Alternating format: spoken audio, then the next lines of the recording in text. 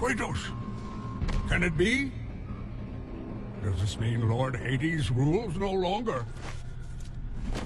The god of the underworld is dead.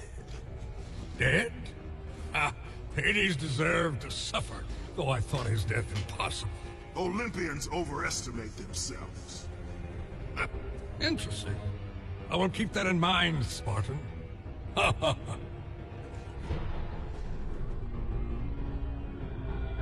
You need the soul of a god to use the Hyperion Gate, Kratos. And that one has not been used for centuries. I'm sure it's broken, otherwise I would have seen my beautiful... You know, Kratos, I wasn't always like this. A monster. I was once the most prized craftsman in all of Olympus. Zeus rewarded me with my marriage to the beautiful Aphrodite. My mother, Hera, bragged of my talent. But the day you killed Ares was the day my world was torn from me. That day, Zeus became the fiend you now know. Worst of all, he took my beloved daughter, Pandora. My reason for living.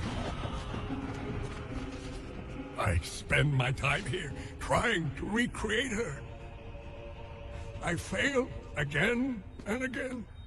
She still lives, Spartan. I can feel it.